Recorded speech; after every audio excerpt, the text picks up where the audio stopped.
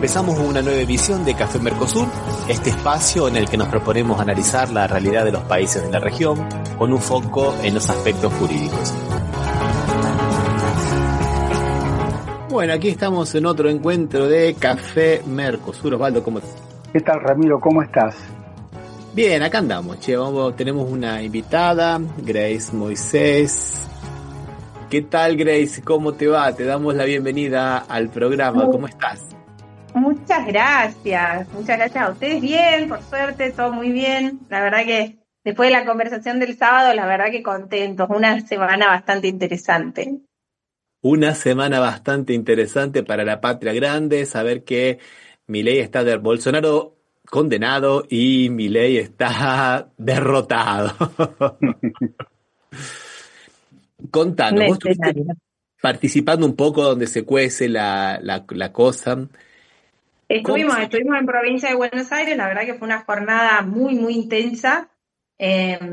Bueno, creo que los datos ya han sido seguramente comentados por ustedes, un 60% el promedio de participación.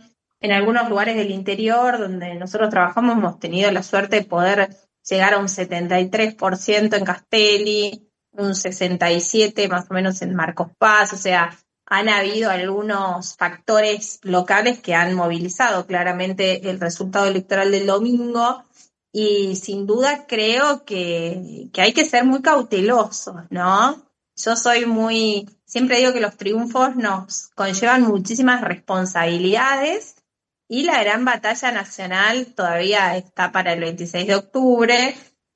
Implica muchísimo trabajo territorial en cuanto a estrategia y en cuanto a pedagogía electoral. Creo que cambia, es totalmente otra elección. Por eso, sin dudas, creo que es un acierto el desdoblamiento de la elección de provincia de Buenos Aires. Creo que hemos tenido un debate posterior, viste, que todavía siguen insistiendo que si es un error, que si sí, que si no. Me parece que hay que darlo por saldado. Son dos elecciones separadas. Y claramente creo que este envión y el resultado de este adelantamiento nos va a ayudar a todos a llevar mejor al resultado de octubre. Pero fuera de eso, al haber dos modalidades electorales distintas, creo que el desdoblamiento era algo natural y que fue un acierto que más allá de lo que sucede en octubre, creo de que ha sido un acierto tanto para la estructura interna del Partido Justicialista, incluso también como un efecto de debilidad para la Libertad Avanza y para sus fracciones y para sus socios y aliados que han quedado muy incómodos ante esta escena nacional.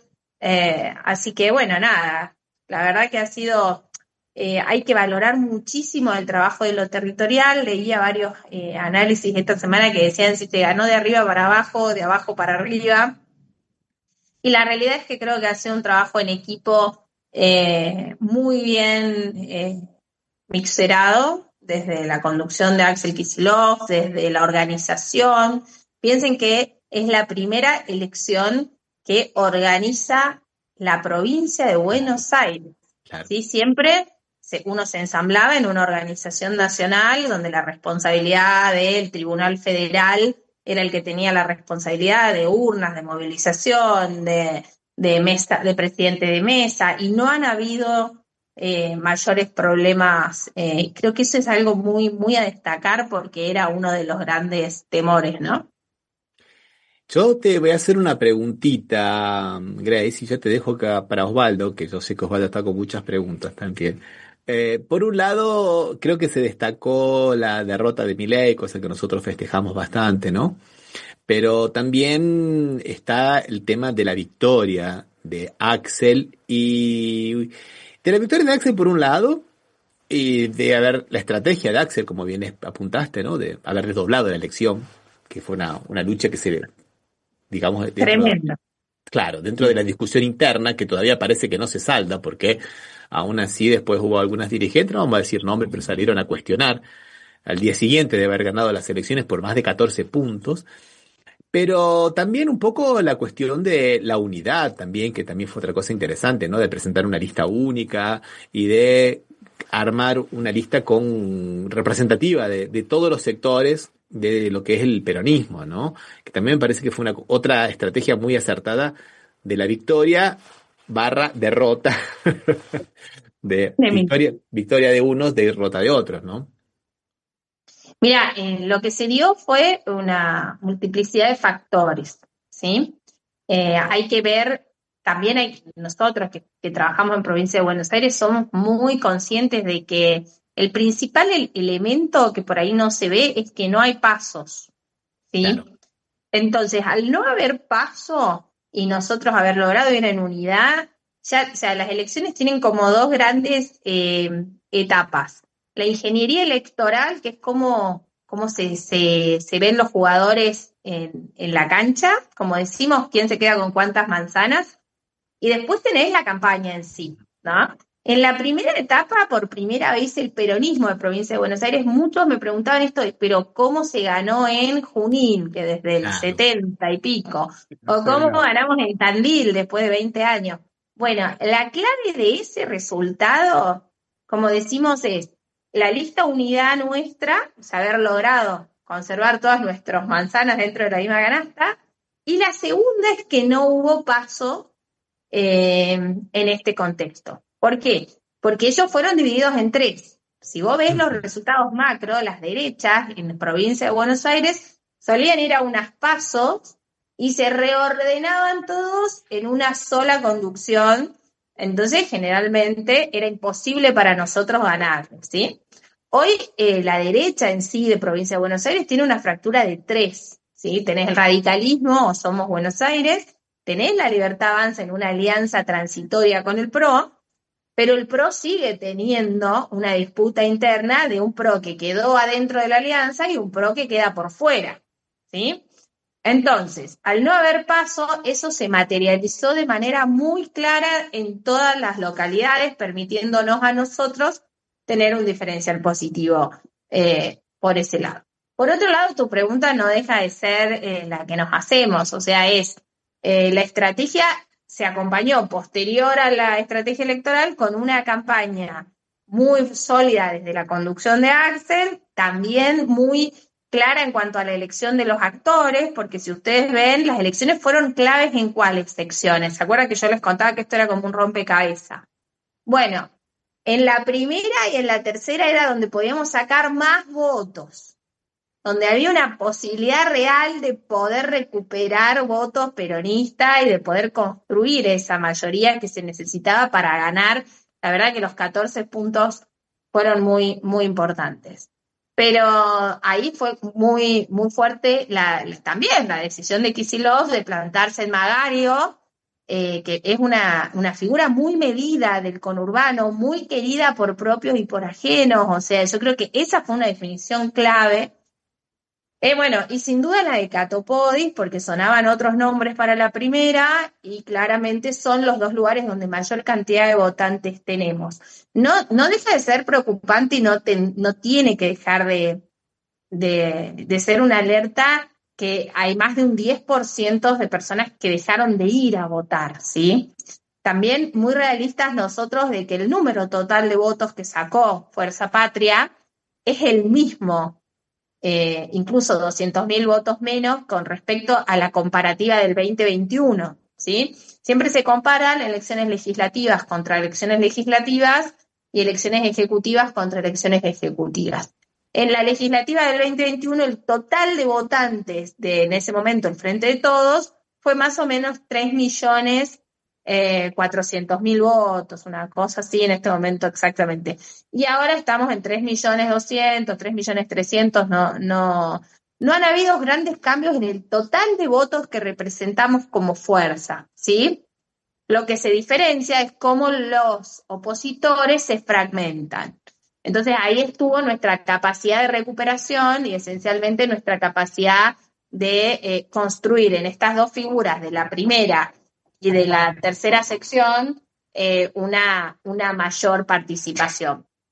Después otro dato que no es menor y que también es importante decir es que los últimos 15 días la escena nacional de los libertarios se desdibujó con respecto a la escena de las coimas, con respecto a la crisis económica, al dólar, al cierre de muchísimas empresas en el conurbano, a esta sensación de inestabilidad. Entonces, bueno, como decimos, estamos muy bien parados, está muy bien parado Axel Kicillof respecto al conocimiento y a la estrategia de provincia de Buenos Aires. Yo creo que él lo viene haciendo hace muchos años, ya cuando se subió al Clio y empezó a recorrer las plazas y nadie le daba dos mangos y la cámpora decía, ¿para qué hacen esto? Y estos debates internos que seguimos teniendo y que para mí son muy sanos, ¿no? Dentro del peronismo.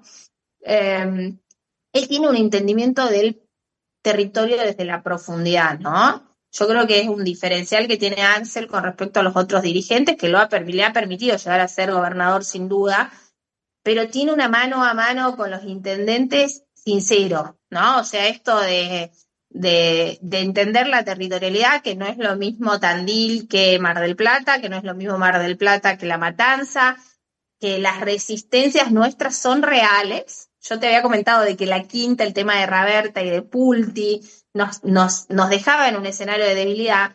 Y por ahí lo que pudo hacer Axel fue decir, che, bueno, en algunos lugares puedo dar esta batalla, y la modificó, como en la primera, en la cuarta y en algunos lugares, y otros lugares donde no supo amalgamar y decir, bueno, vamos por el mejor resultado electoral, ¿no? Tratemos de abrazar a todos. Aunque sea con listas internas abiertas, en Mar del Plata íbamos con 2 listas a concejales distintas. Y eso es lo que me hace la segunda pregunta, y yo sé que te querías vos, Osvaldo, pero eso justo, No, no justo me importa, no encaja, importa, dale. justo No, me pero encaja dale, perfecto. bien atada, dale. Es que yo estaba escuchando a algunas personas que nunca votaron al peronismo, y me refiero a una pareja de jubilados, ¿no? Que que se hicieron bastante famosos, y dijeron que era el voto castigo por cómo Milei los había maltratado, que ellos habían votado a Milei y que votaron a Axel Kicillof porque era el voto castigo. Lo que yo me pregunto si esta actitud de Kicillof, de una persona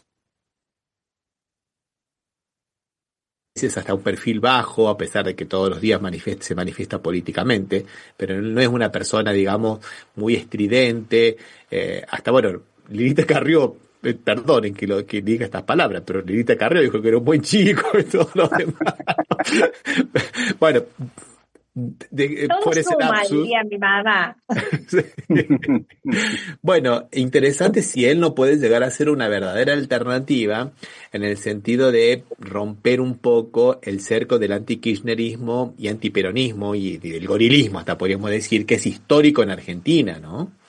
Esa es un poquito la pregunta, porque él también dialoga con varios sectores, Axel Kicillof, no es solamente con los sectores peronistas, sino con sectores hasta de un radicalismo de otra línea un poco más tradicional y otras cosas más, ¿no?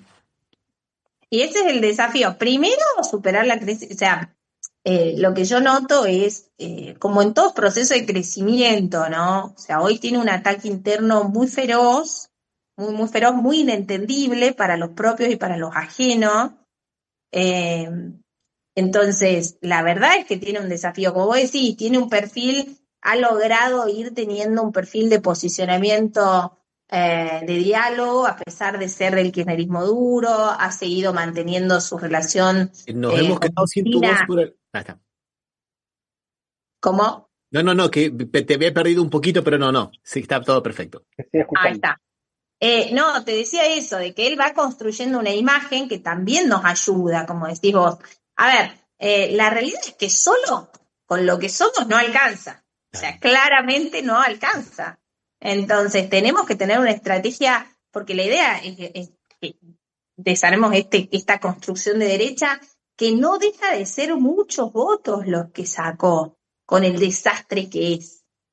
O sea, sí, tenemos que estar muy contentos porque se ganó, porque ellos fueron fragmentados, pero la realidad es que ellos van a recuperar mucho voto para octubre, porque de manera natural, ustedes saben que el peronismo y el antiperonismo existe, Sí, claro. y si evaluamos todos los procesos muy similares, como no sé si se acuerdan lo que fue el resultado primero de Macri en las PASO, y el que fue el segundo en octubre, cómo recuperó casi 8 o 9 puntos. Creo que fueron más, Entonces, si no me equivoco, a ver, ayúdenme ustedes, creo que fueron casi 2 millones de votos que recuperó.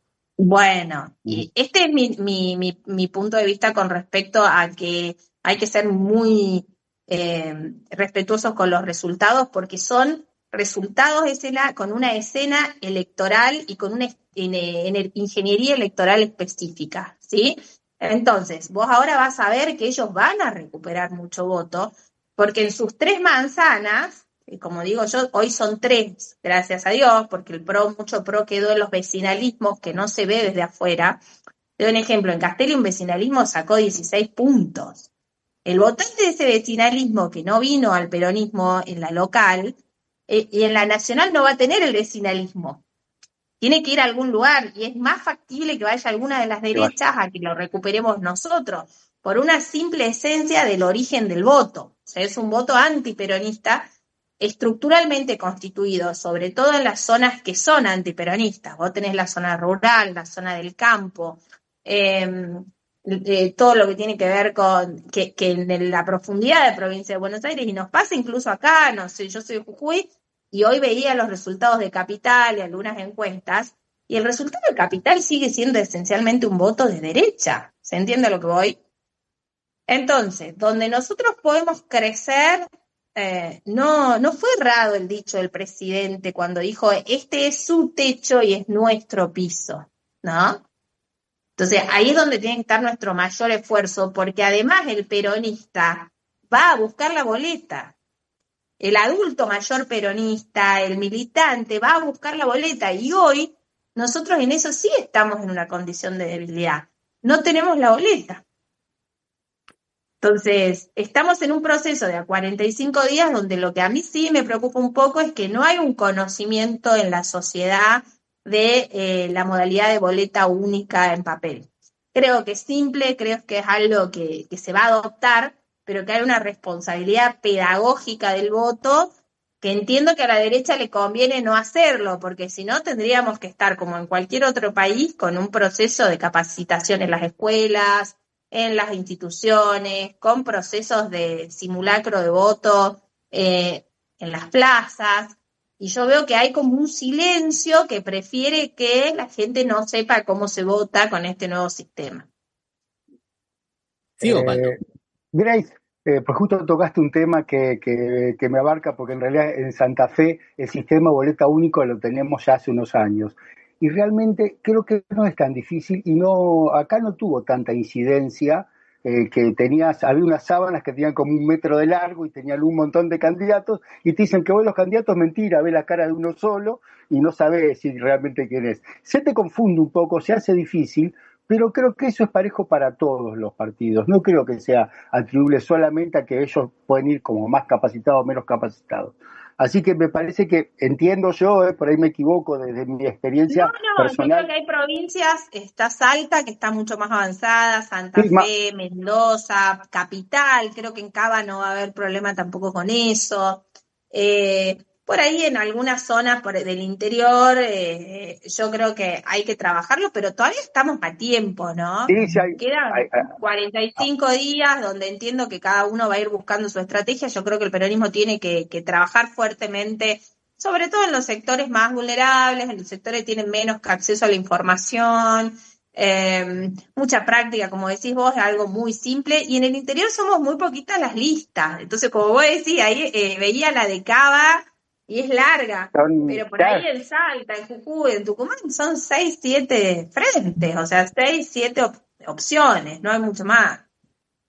Y por otro lado, te escuchaba vos y creo que lo que dijiste fue realmente así. Yo lo veo desde no estar en provincia de Buenos Aires, sino estar en otra provincia, pero realmente creo que fue una decisión excepcional la que tomó Axel en esta elección, porque fue, creo que 100% atribuible a su olfato político o a sus ganas, lo que hizo y que permitió esta victoria.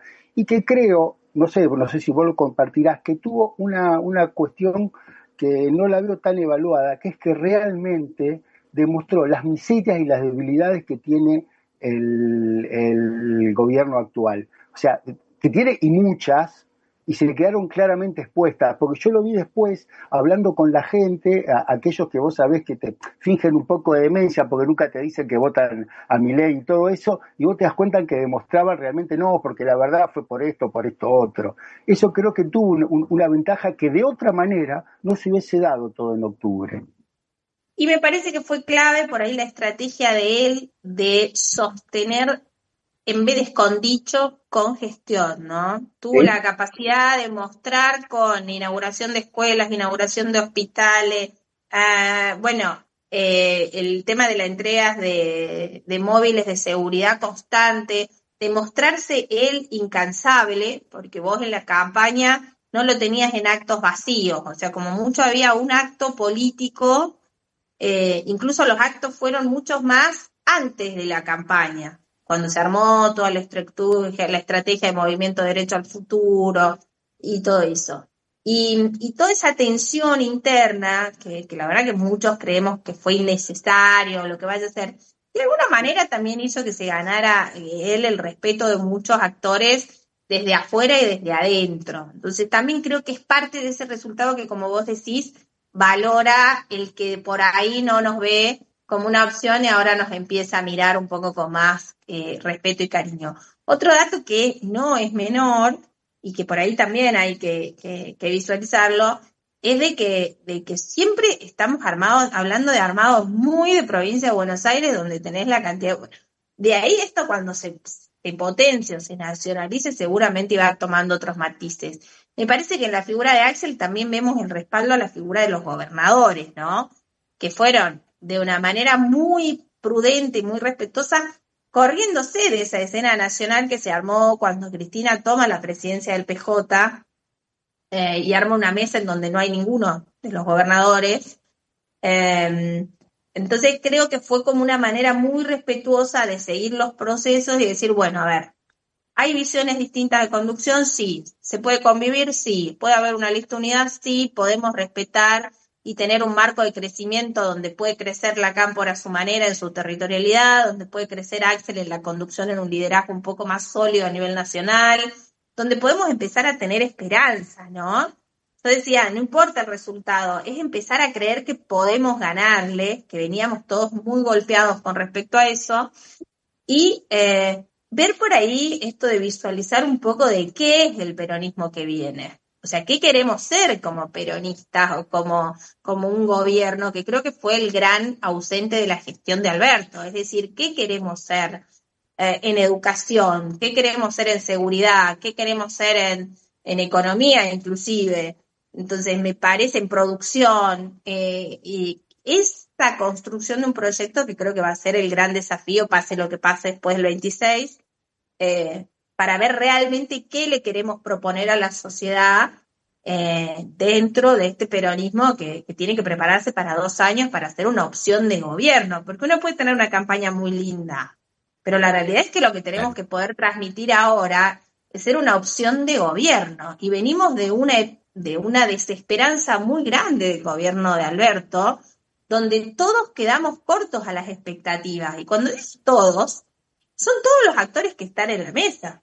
O sea, la gente se sintió defraudado por Alberto, se sintió defraudado por Cristina, se sintió defraudado por Sergio de alguna manera, en un proyecto que se presentó de una manera en el 2019 que captó una cantidad de votos tremendo, y después le costó sostenerlo, por miles de motivos, por la pandemia, por la interna, por las situaciones, digamos, por la falta por ahí de capacidad de gobernabilidad, o quizás por no haber sabido qué queríamos ser como gobierno de unidad, o como un gobierno porque era un gobierno de unidad que no había trabajado fuertemente, me parece, esos eslabones. No nos debería volver a pasar, me parece. Yo creo, Grace, que volviendo a lo que estabas comentando acerca de los gobernadores, hay dos postales muy interesantes. Una fue la de los gobernadores dadores voluntarios de gobernabilidad el año pasado, que supuestamente en la reunión de mayo con Milei, que se fue, creo que si no me equivoco fue en julio, que se sacaron la foto y que todos los gobernadores supuestamente salían a apoyar, y había algunos que eran peronistas inclusive. Y este año quiso repetir la foto Milei después de las elecciones, y fueron, ¿cuántos, Osvaldo? Tres fueron. Los tres que no pueden, que ya están, digamos, jugados a muerte porque han hecho una fusión en sus propias provincias con la Libertad Avanza. O sea, no hay forma. Mientras que todos los otros que estaban muy cerca le dijeron ahora, no vamos. ¿Querés una foto? Le dijo uno, si no me equivoco, creo que fue el de Corrientes, me parece, que fue, ¿querés una foto? ya tenés la del año pasado, la que no cumpliste, ¿no? Y creo que fue el gobernador de Salta, fue el que le puso que era paloma de iglesia, Sí, porque, Claro, cargaba a todos los fieles.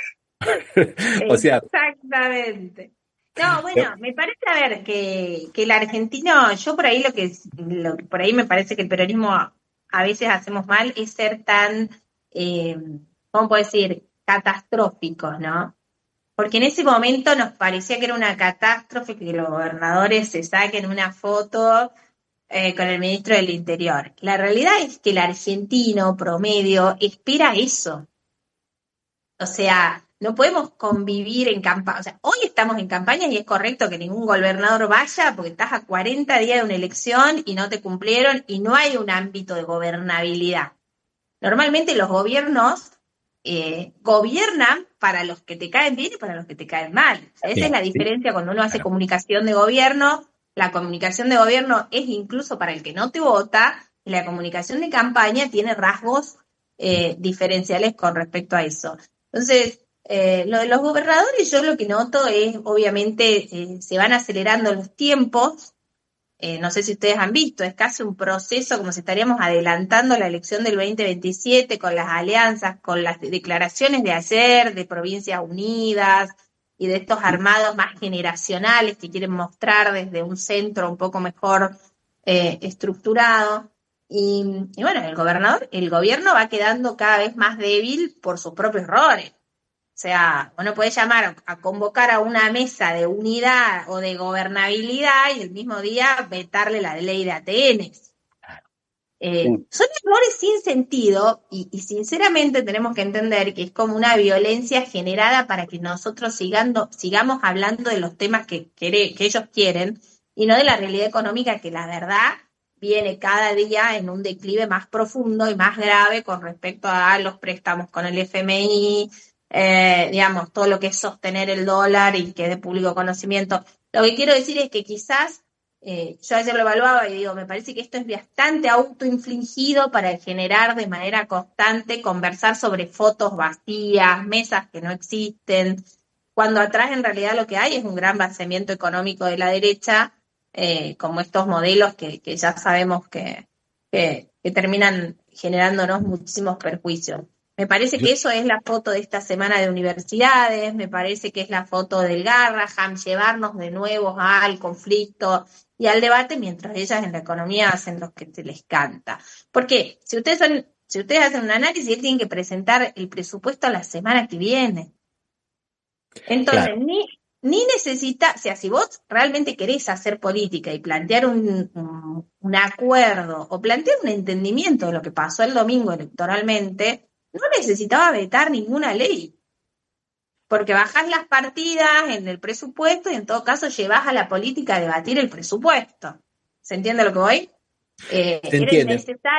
innecesario vetar estas leyes, inclusive podías haberte sentado con los gobernadores que de igualmente te vas a tener que sentar porque no tiene número para sacar un presupuesto si no se sienta a acordar las obras necesarias y el reparto federal de los fondos. Porque él no tiene número propio en Lo ninguna que, de las pa- dos cámaras. Lo que pasa, Grace, que yo te digo sinceramente, yo me parece que estoy viendo un presidente Milei que está haciendo la gran Sansón. O sea, vamos a romper las columnas aunque se me caiga el edificio. Porque Exactamente. crear el caos de alguna manera. Yo no sé si a él le interesa gobernar con el presupuesto. Que todo presidente normal, racional, republicano, bueno, el presupuesto es importante. Aunque pase como pasaba en algunas épocas de hiperinflación y todo lo demás, que la ley del presupuesto se terminaba aprobando en diciembre, en realidad, la ley del presupuesto pasado, porque eso ya también ocurrió. Pero siempre, esa formalidad siempre se cumplió.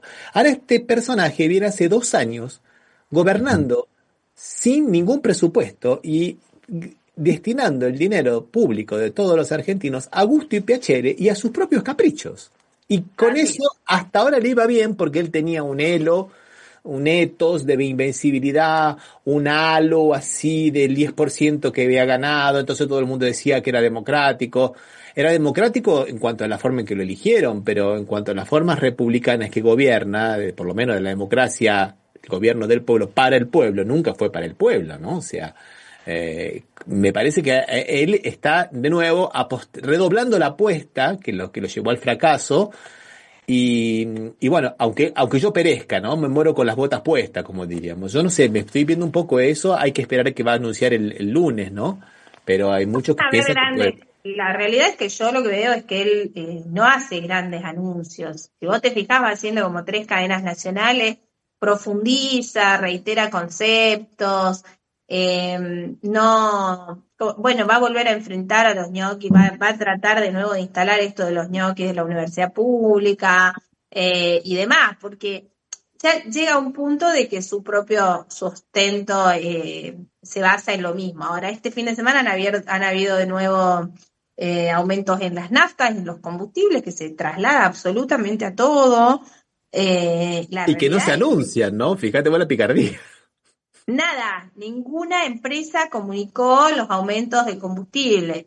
Entonces vos decís, por un lado va la realidad y por otro lado va el relato. Nos ha pasado a nosotros estando en el gobierno de no poder leer esa realidad y de no entender que el relato debe adaptarse. Si hay algo que puedo tomar de positivo de Axel Kicillof es que ha podido adaptar ese relato de su provincia, de su gobernabilidad de manera constante. Yo he visto hacer cambios en los últimos 15, 20 días, sobre todo en la comunicación, en las formas, en evitar los grandes actos masivos. Si ustedes se fijan, él no hizo cierre de campaña, cuidó muchísimo determinadas formas, y yo creo que en eso está hoy la inteligencia, ¿no? En esto de no aferrarnos a, pues decías, morir con las botas puestas. Bueno, sí, pero morís.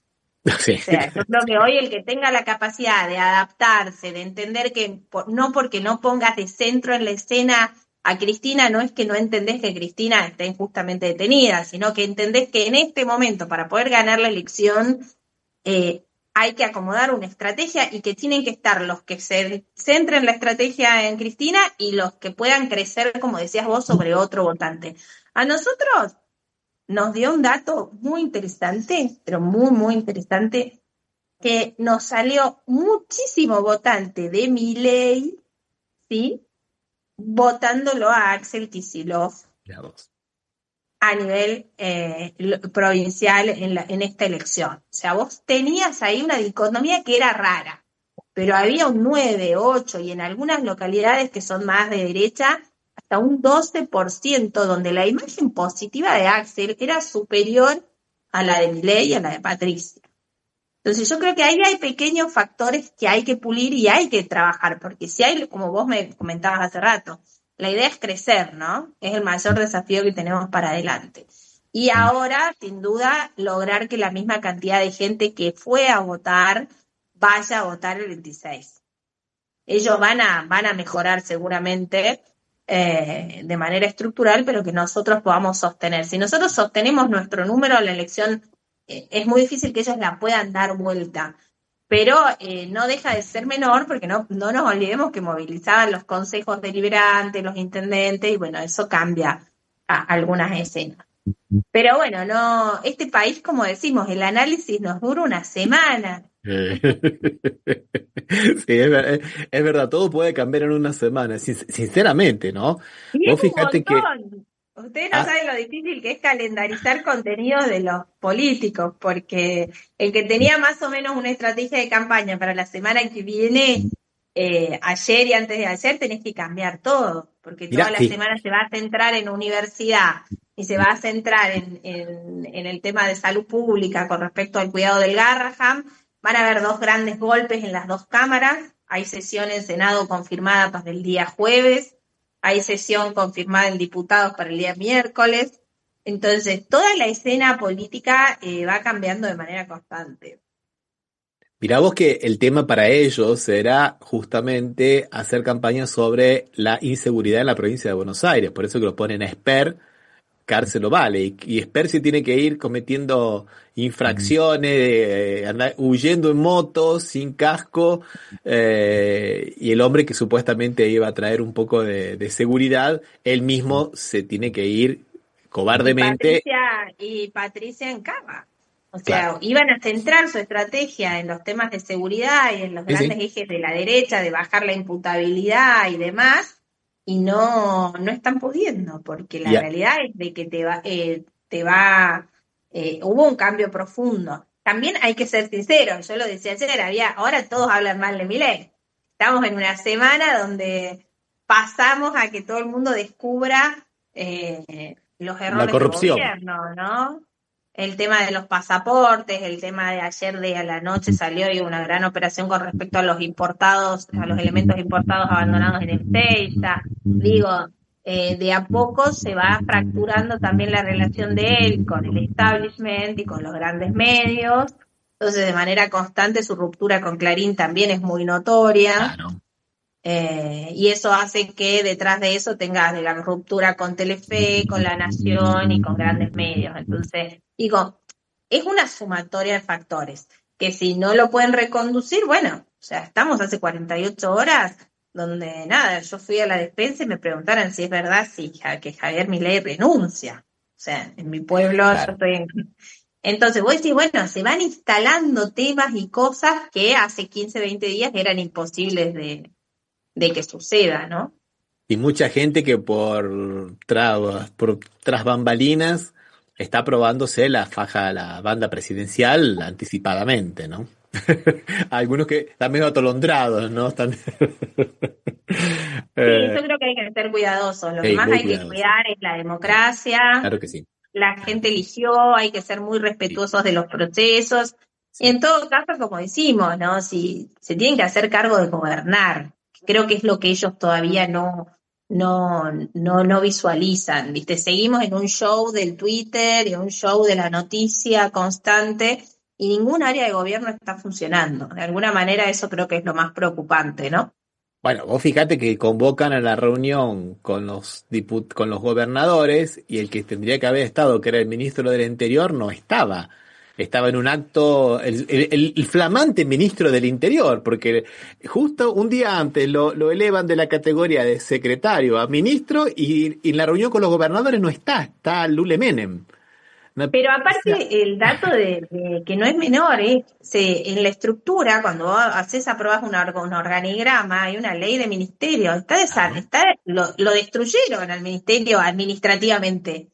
Entonces después lo nombran ministro, pero no tenían, previo a eso tendría que haber existido el elemento administrativo que vuelva a crear el ministerio dentro del organigrama en dependencia y con presupuesto, porque digamos, ser ministro de la es como que, no sé, vos me digas, no, sos la ministra de la cocina de tu casa, bueno, sin Osvaldo, presupuesto y sin que me haya entregado algún tipo de estructura administrativa, porque la ley o sea, vos tenés la estructura de organigramas del Estado y eso tiene determinada reglamentación. Entonces, no, salimos a nombrar un ministro del Interior justo el día que tenía semejante escándalo, porque hoy el área de RENAPER, que es el Registro Nacional de las Personas, una crisis gravísima es lo de los pasaportes. Los documentos nacionales son un elemento inviolable. De haber a ver, impreso. mira, perdóname, Grace, hay mucha gente que nos escucha fuera de Argentina. ¿Vos podrías comentar un poquito cuál es ese problema? Bueno, lo que es, o sea, la información que es pública, no tengo Ujú, más datos, pero sí, sí, sí. se han impreso mal, no dicen y no hacen público la cantidad de pasaportes que han sido impresos con un error grave en cuanto al seguimiento y en cuanto a la numeración. Entonces, de una manera increíble, tampoco pueden ellos contactar a a los que le han hecho mal el pasaporte. Es un nivel de gravedad a nivel internacional, porque los pasaportes son un elemento que cumple con normativas internacionales y demás, que le están diciendo a la gente que venga a chequear que su pasaporte, que vos los pagás, o sea, Claro. aparte tienen un costo, y como comentaba, de ser una persona, tenía sus visas, y bueno, y es una situación muy delicada a nivel internacional, Sí. porque es casi la falsificación de un documento internacional. No sé si han visto la cantidad, han habido colas a hacer han puesto solamente 2 puntos de recepción, uno es Aeroparque y creo que otro es el Registro Nacional de las Personas en el centro. Y la gravedad es que ni siquiera ellos tienen como institución identificado la cantidad, o sea, que yo diga, bueno, no sé, de nosotros tres los que están mal son el de Ramiro y el de Grace. no, entonces te están diciendo, venía a chequear cuál de tal fecha, creo que son los de los últimos 6 meses, que se presenten para chequear el tema de la documentación. Pensá que hay gente que se fue, o sea, te fuiste con con tu pasaporte a vivir a otro lado, cuando entre vas a tener un documento Bueno, con errores. iba a ser mi caso, porque yo iba a renovar el pasaporte antes de viajar y al final después no tuve tiempo y no lo renové, porque se me vence dentro de 7 meses. Pero si lo hubiera hecho, Bueno, hubieras entrado. hubiera entrado en la lista, ¿no? No, y es triste eso que está ocurriendo porque Argentina es uno de los países que tiene mayor apertura en el mundo. Son 172 países en el mundo que no nos piden visa. Y eso porque por causa de, entre otras cosas también, por el caso del documento, del pasaporte, que es inviolable y todo lo demás. Entonces vos fijate que eso de alguna manera es... Claro.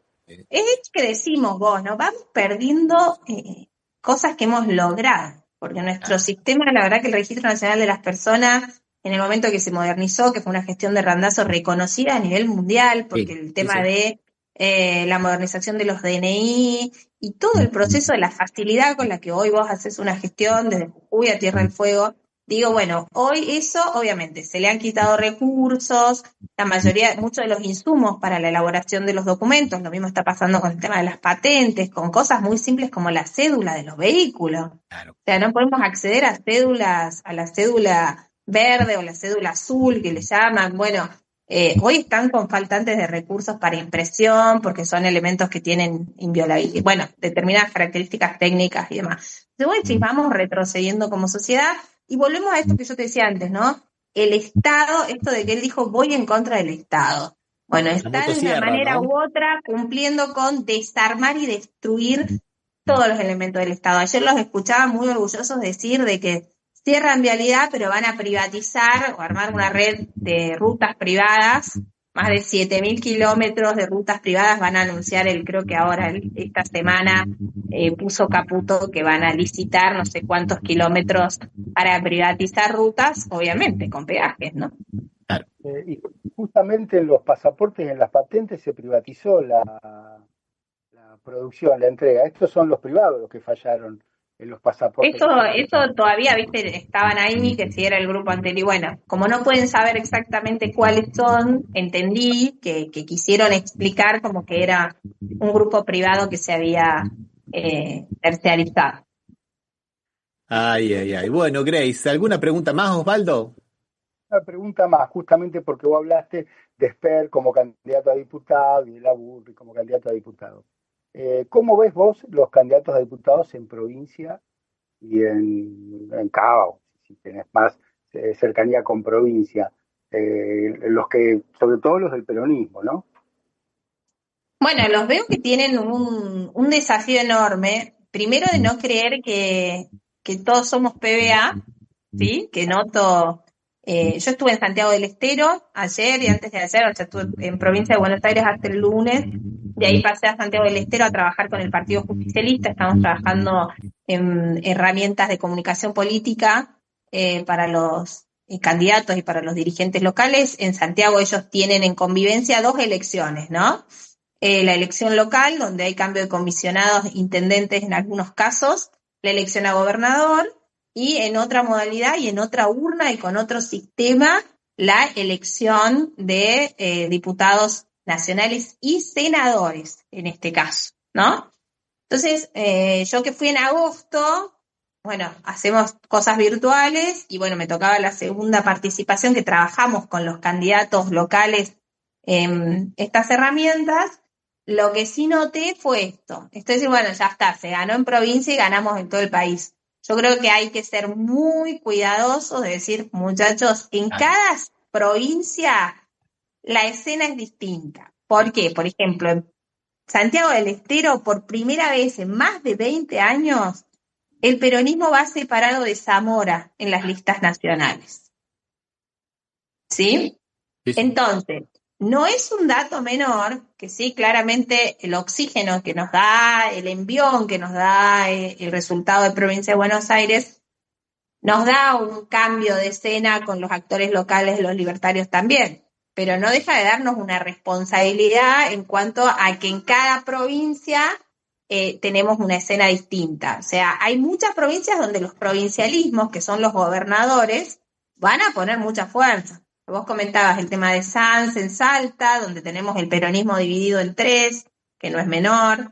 En Jujuy, bueno, en el caso de los diputados nacionales, el peronismo está dividido también, y el radicalismo está en el primer lugar, con una izquierda que viene creciendo en lugares como Cava, en lugares como Córdoba, en lugares como, bueno, como Jujuy, que ya tiene una banca.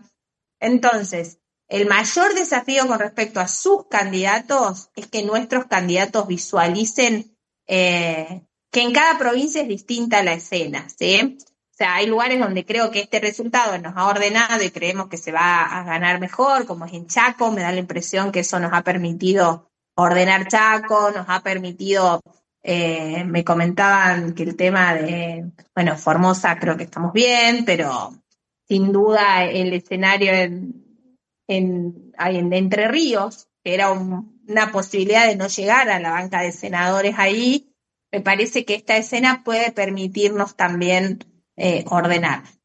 Y la realidad es que donde hay lista unidad nuestra, estamos mejor. Ahora, la verdad es que hay muchas provincias donde la verdad, el peronismo quedó dividido. Entonces, no significa que por tener la marca no vaya a resultarnos más difícil la conformación del resultado positivo. Pero ellos están golpeados, los candidatos de ellos también siempre han quedado en situaciones muy incómodas. El ejemplo, acá en Jujuy quedó el presidente de la Cámara de Combustible, y por ejemplo, hoy es el centro de los memes. O sea, le están haciendo cantidad de memes porque, claro, bueno, justo el de la Cámara de Combustible, aumentan los combustibles. Entonces creo que hay que ser muy creativos, de utilizar los temas cotidianos, de darle una vuelta de rosca.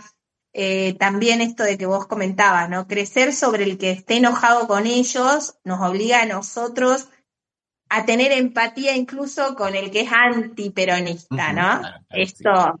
Entonces hay que ser inteligentes, hay que pensar estrategias para acercar.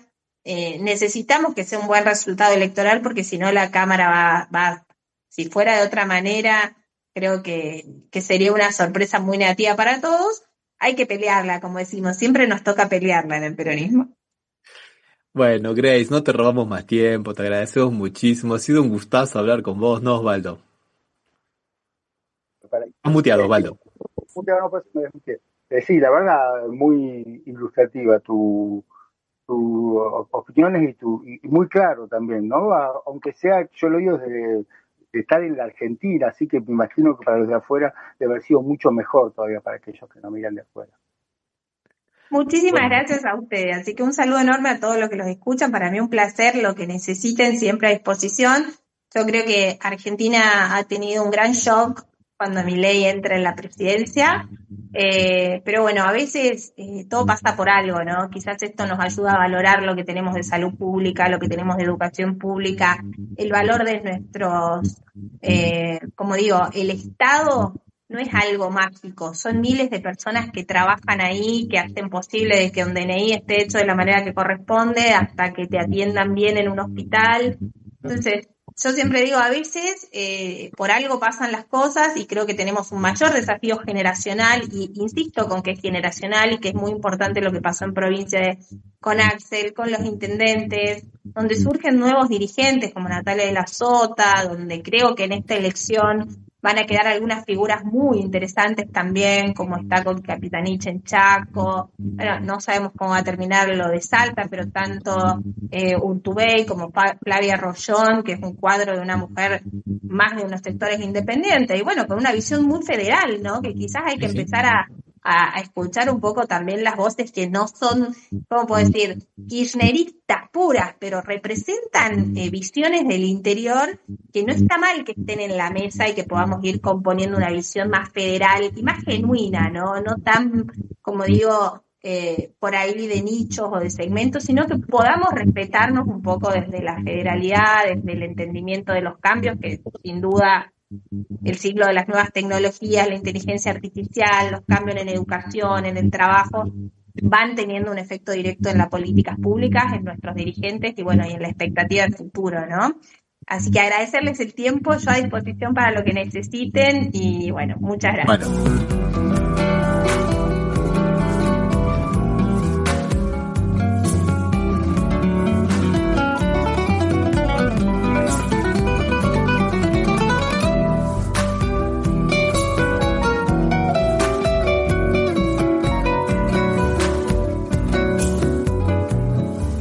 Le damos un abrazo a Alberto Ciacia de Rosario y a Sergio Rossi, también de Rosario, de la revista de Puño y Letra. Y hay un artículo que escribí para la revista de Puño y Letra que se llama Fuchs y el cretinismo jurídico, Osvaldo. Y invito a que lo lean porque tiene que ver con el voto cretino de Fuchs, del juez Fuchs, por el cual lo condenaron a Bolsonaro y a los otros por 4-1. O sea, el voto de Fuchs que era uno de los más punitivistas, digamos, Osvaldo, y que ahora se ha convertido en un hipergarantista, pero además en una persona que votó en contra de sus propias resoluciones anteriores. ¿Por qué digo esto? Porque lo que dijo Fuchs fue que la sala, porque la Corte Suprema acá está dividida en dos salas. A veces son los 11 que juzgan en pleno para algunas cosas que son menos, pero para la mayoría de las cosas hay dos salas, de 5 y 5. Entonces hasta ahora venían juzgando todos los temas de lo relacionado con el golpe de Estado, la tentativa de golpe de Estado, con la abolición del Estado de Derecho, que ahora vamos a comentarlo, y con todas estas cosas por una de las salas, y él integra esa sala, y ella condenó a más de 400.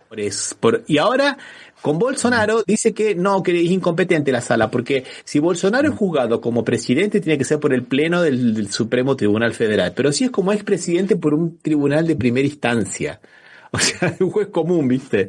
Un juez federal común. O sea, una canallada que estamos esperando por qué lo hizo. Hay muchas especulaciones. Algunos dicen que es porque él es un lavallatista.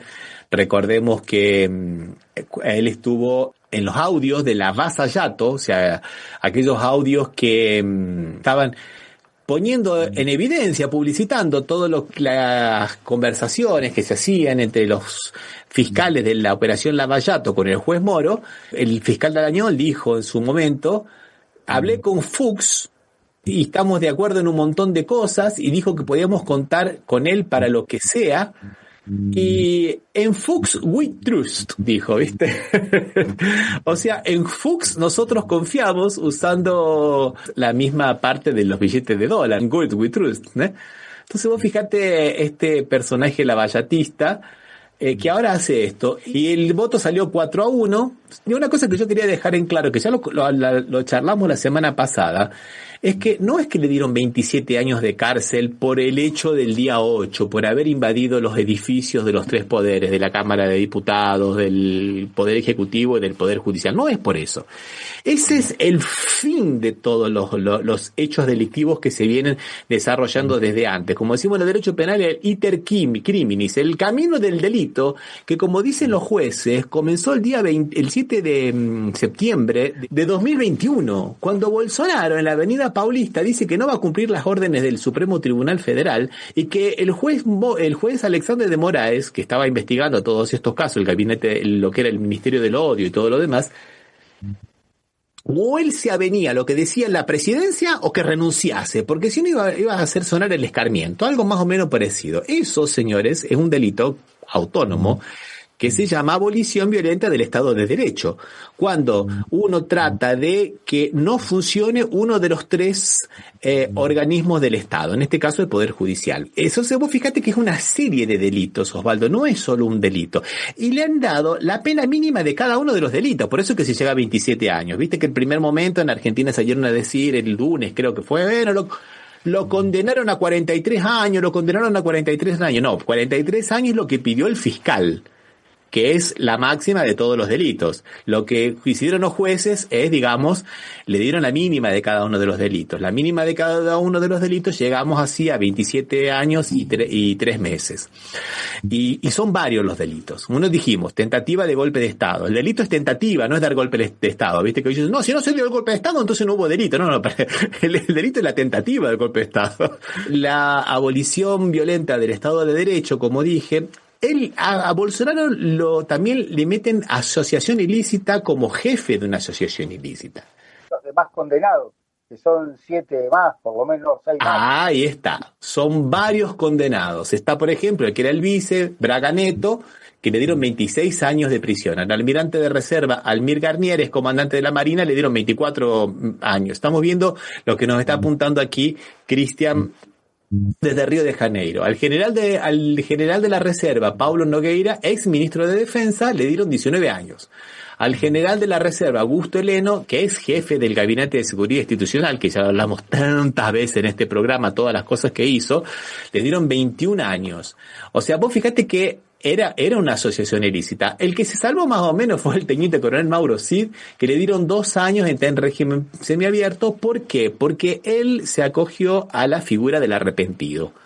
Entonces, fue diciendo las cosas que iba haciendo, que hicieron los otros, y aportó pruebas, y fue denunciando a los superiores, con lo cual ayudó mucho en la investigación.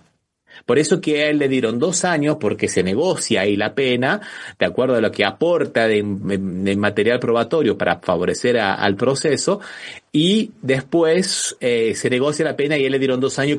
Y es verdad lo que nos dice Cristian, que era punitivista. Le negó un recurso a una persona que robó comida en un supermercado por $7, Osvaldo. O sea, lo que puede ser, que podía haber sido encuadrado dentro de un delito de bagatela por la poca monta, o hasta famélico porque era comida. No, era punitivista, preso, robó, va preso, ¿viste?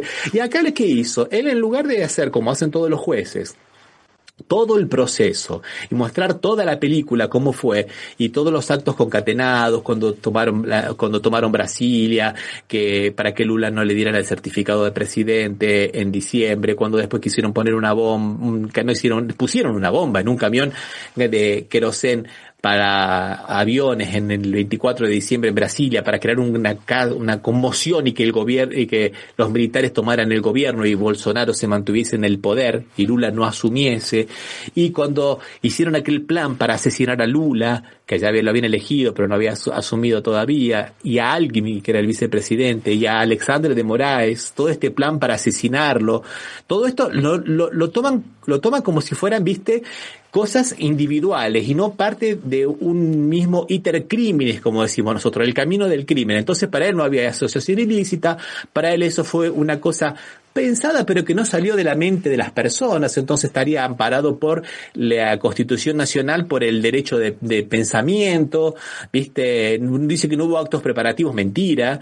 La participación de las tropas de élite, los kids pretos, que lo habíamos comentado, ¿te acordás, Osvaldo? Para hacer estos atentados, para él no existió. O sea, una canallada absoluto. Además, uno de los votos más largos de la historia, casi 13 horas. Él empezó el día miércoles y terminó el día miércoles porque el presidente de la sala, que era Sanín Martins, decidió que terminara el voto de él ese día, porque él quería continuar su voto al día siguiente para demorarla más a la cosa. O sea, vos fijate cómo quería hacer tiempo, y te digo la verdad, mucha gente dice, ay, qué lindo voto, porque qué didáctico, un montón de pavadas, decía, de cosas inconexas. Te digo sinceramente, fue complicado. Y la idea era esa, ¿por qué lo hizo, no? Interesante, porque todo el mundo hace la broma. Dice, en síntesis, hizo una perorata de más de 10 horas para decir que el culpado era el mayordomo, ¿viste? Porque él lo condenó a Cid y a Waldaval, que era el edecán, el ayudante de órdenes, o el edecán, o el correveidile de Bolsonaro, el secretario personal, digamos, que era el culpable, el que justamente era el delator, y Braga Neto. A esos dos la pena total, ¿viste? Pero a todo el resto, nada, ¿viste? ¿Por qué con Lula, que estaba condenado en primera instancia, o en segunda creo que estaba condenado? En segunda. Tuvo que cumplir pena efectiva, siendo que el delito es muchísimo menor que el delito de estos contra la acción, que son delitos que van contra el propio gobierno federal, ¿no? ¿Por qué? ¿Cuál sería la diferencia? Te pregunto porque la desconozco, No, pero es una muy buena pregunta, porque cuando metemos todo en la misma bolsa parece que todo fuera igual. No, Lula fue condenado en segunda instancia y había un entendimiento que la pena se hacía efectiva cuando ya no hubiera más recursos. La Corte cambió en el caso de Lula esa jurisprudencia, que después la retoma. Por eso que Lula está en segunda instancia y no es condenado, no va a la cárcel común. Lula, esos 580 días que pasó, los pasó en prisión preventiva en la Policía Federal de Curitiba. Era una salita de 3x3. incomunicado, porque era supuestamente estuvo, digamos, rehén de estas dos interpretaciones intermedias que hizo la Corte. En un caso que tenía que ser efectiva cuando ya no hubiera más la que se llama tránsito de cosas, como cosas juzgadas, que para ser preso tiene que haber cosas juzgadas, o sea que no se llama recurso. En el caso de Bolsonaro, ya tuvo intención de evadir la justicia. Por eso que está ahora preso en prisión preventiva y por eso que tiene esta vigilancia redoblada. Y una cosa que nos apunta Cristian acá, que también es verdad, que muchos especulaban con que podía ir a una prisión federal militar, porque él es capitán retirado. Otra cosa que es interesante, Osvaldo, que yo quería colocar acá, es que esto forma parte de la estructura narrativa de la derecha.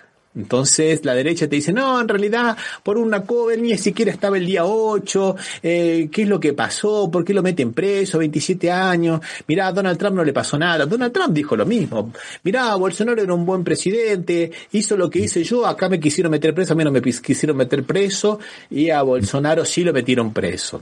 Marcos Rubio sale a decir al día siguiente de la condena de Bolsonaro, sale a decir que el juez de Alexandre de Moraes, no el tribunal, el juez, no respeta los derechos humanos, hace una dictadura y que Estados Unidos va a actuar con sanciones económicas y también con cuestiones militares. A la miércoles, decís vos, ¿viste?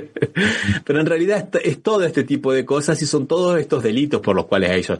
No fue solamente lo que pasó el 8 de enero, porque viste que el 6 de enero también hubo la toma del Capitolio 2 años antes en Estados Unidos y no hubo proceso por eso. Pero bueno, sí, primero que no se juzgue en los Estados Unidos no significa que no tenga que juzgarse en Brasil. Esa es la primera cosa. Y segundo, que aparte no es lo mismo.